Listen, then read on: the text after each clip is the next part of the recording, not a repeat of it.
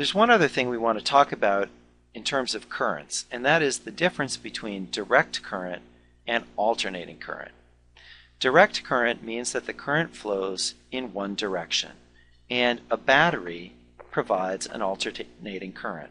In other words, when I take a battery and I connect it to a light bulb,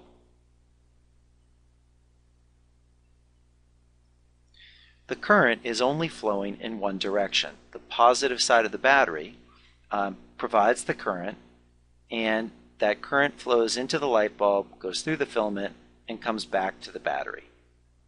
So in a direct current circuit, the current only flows in one direction. It turns out that the current that comes out of a wall outlet is called alternating current. And what that means is the current reverses direction back and forth, and it actually does that 60 times a second. So if we were to look at a circuit where I'm plugging into the wall, right? So let's say that I'm plugging in, and here are my two wires coming out of the plug, and we'll just ignore the ground wire for right now. So I now have that connected to my light bulb. Well, it turns out that 60 times a second the current reverses direction. So it goes this way, and then a 60th of a second later it reverses and goes the other way. Now, because that's happening so many times a second, we don't notice that the light bulb is actually flickering a little bit. That if I were to look at the voltage as a function of time, that the voltage would be going up, down, and it's repeating, and again it's doing that, making that change 60 times a second.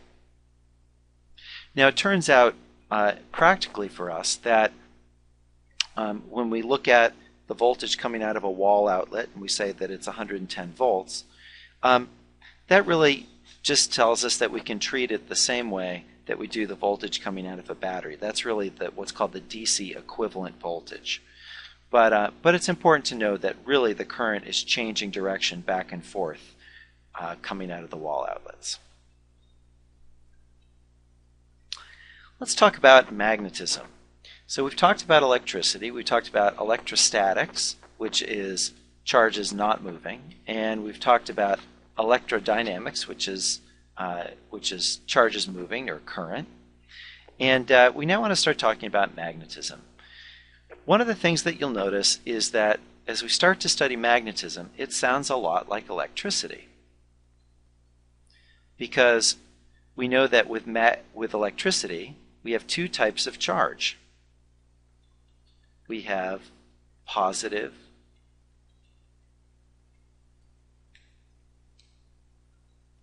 and negative. Well, look at magnetism. We also have two types. We have north poles and south poles. And just like in electricity, like charges repel and opposites attract, we find the same thing for magnetism, that like poles repel and opposite poles attract. And of course, I'm sure that many times when you were a kid, you probably took a couple magnets and played around with them and found that you could either get them to repel or to attract. So in that way, magnetism seems a lot like electricity. But it's really fundamentally different in the following way. Notice that for electricity, it's easy to have just a positive charge or just a negative charge isolated from the other.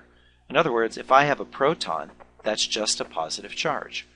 Or if I have an electron, that's just a negative charge. So here's the question. Can I ever just have a north pole or just have a south pole? So what happens if I take a magnet and I break it apart? Do I then just get a north pole and a south pole?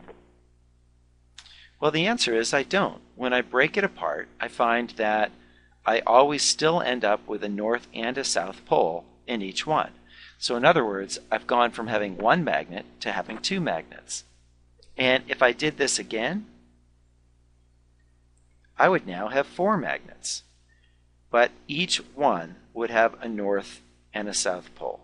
So it's not like electricity in that way, that with electricity I can just have an isolated positive charge or an isolated negative charge. But with magnetism, I always have both a north and a south pole. So no matter how many times you break a magnet in half, you'll always end up with both a north and a south pole. Now you could think about, well, how about if I keep doing that? Eventually, I would just get down to 2 atoms, right? And I split that apart. I now just have 1 atom left. Do I still have a magnet? The answer is, it's even true when you get down to a single atom. If I just have 1 atom, it actually acts like a magnet, like it has a north and a south pole. And that means that somehow magnetism is created even by an atom. And we want to understand what's going on there. Well, it turns out that all magnetism is really created by moving charges. If you have a charge like a proton or an electron and it's moving, it creates a magnetic field. So any charged particle in motion creates a magnetic field. And so if you think about an atom with the nucleus and electrons going around, because those electrons are moving, they create the magnetic field. And it turns out that's where the magnetic field of an atom comes from. Now, the magnetic field lines that are created are always closed loops. And by magnetic field lines, we just mean what does the magnetic field look like? So if I've got a charge moving in that direction, like in this diagram, it's creating a magnetic field around it as it goes by that looks like that, where those magnetic field lines are closed loops.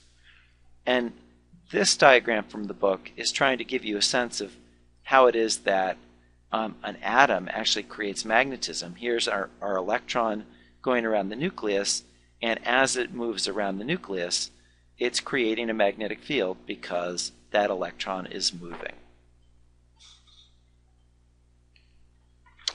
Now it turns out that there are 2 ways that electrons move. One is that they just orbit around the nucleus in some way.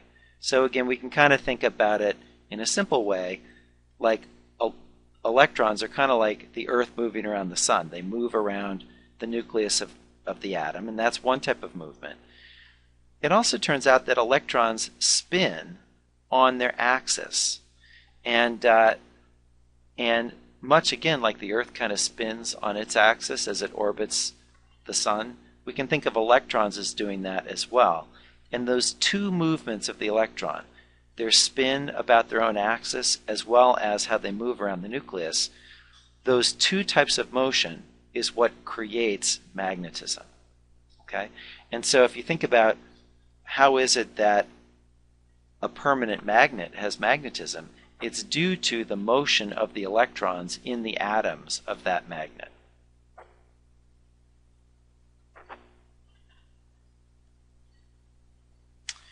So we can classify magnets in some different ways. One of the ways we can classify magnets is just kind of what their source is. So a natural magnet would be the Earth. In other words, as you know, the Earth has a magnetic field. It actually kind of acts as if there's a big bar magnet buried in the Earth, where we have a north and a south pole.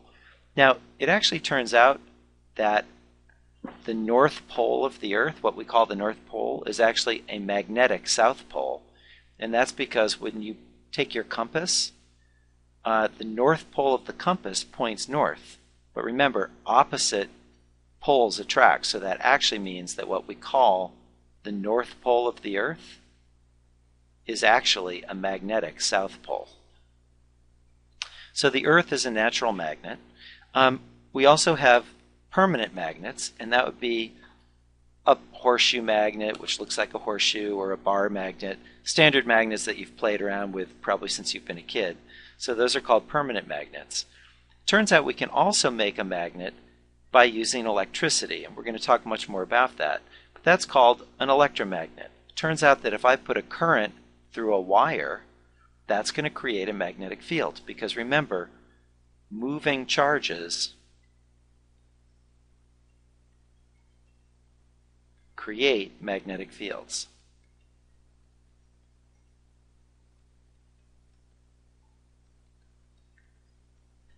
So moving charges create magnetic fields, and that means anytime I have a current in a wire, it's producing a magnetic field. One of the terms mentioned in the book is magnetic susceptibility, and that simply refers to the degree at which various materials can be magnetized. So again, I'm sure you've played around with a magnet and you've noticed that certain things are attracted to a magnet and other things aren't. Well, something like wood or glass can't be magnetized. So if you hold a magnet up to them, you won't feel any attraction. We say that they have low magnetic susceptibility. Now, something made of metal like iron is easily attracted, and so iron has high magnetic susceptibility.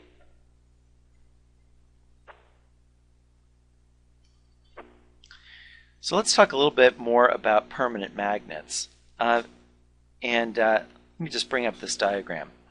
One of the things that you might wonder about is why is it that sometimes you can have something that's made of iron, like a paperclip, and it's not magnetic, but then you can take a paperclip and actually turn it into a magnet. What's happening there?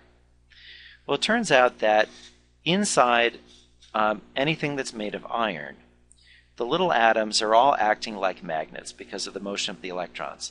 But groups of atoms basically act like magnets pointing in different directions. And so those little groups of atoms, and there are actually billions of atoms in each of these groups called domains, because each group of atoms or each domain is creating a magnetic field pointing in a different direction, overall the object doesn't seem magnetized. But what we can do is we can take something like a piece of iron and we can put it in a strong magnetic field, and what that will do is it will get those domains to be aligned. And if we put it in a strong magnetic field, we can get the domains to be really well aligned. And now that will be a permanent magnet. And I'll show you that. It's easy to take something like a paperclip and magnetize it and turn it into a permanent magnet. Let's talk about the four magnetic states of matter. They're non-magnetic, diamagnetic, paramagnetic, and ferromagnetic. And probably the only two that you're aware of before learning this material is these two.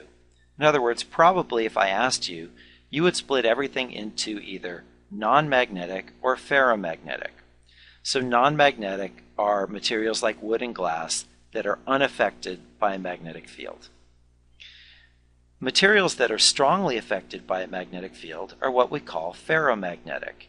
And as we've talked about, iron is an example of that. There are other metals that are ferromagnetic like nickel and cobalt, and those can be strongly magnetized. So they can be turned into permanent magnets, and they are strongly attracted by magnets. So for example, if you've ever put a magnet on your refrigerator, you know that your refrigerator must be made of iron, the door of your refrigerator, because magnets stick to it. It turns out, though, that there are two other magnetic states of matter, and they are diamagnetic and paramagnetic. Diamagnetic materials are very weakly repelled from a magnet. Now, it turns out water is an example of that. If you hold up a magnet to water, you won't notice that, but I'll actually do a demonstration for you in class to show you that water actually is weakly repelled by a magnet, but it's a very weak effect.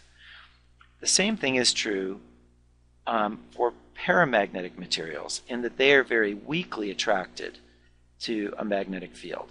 And you may have noticed that if you hold a magnet up to aluminum, you don't notice any attraction, but it turns out it is actually weakly attracted. Now, the force between magnets turns out to be proportional to how strong the magnetic poles are and inversely proportional to the square of the distance between them. In other words, it's another example of an inverse square law. It's much like Coulomb's law for electricity. Remember, Coulomb's law for electricity looked like this. And we said that if you double the distance between the charges, the force would go down by a fourth. That same thing would be true for magnets. If I take two magnets and I double the distance, then the force would be a fourth as much. So the magnetic force is very similar to the electric force in the way it works. The last thing that I wanted to mention in this week's PowerPoint is the SI unit for magnetic field strength, and that is the Tesla. So the Tesla is our unit of magnetic field strength. Another unit that's used for magnetic field strength is the Gauss, and they're related in this way, that 1 Tesla is 10,000 Gauss.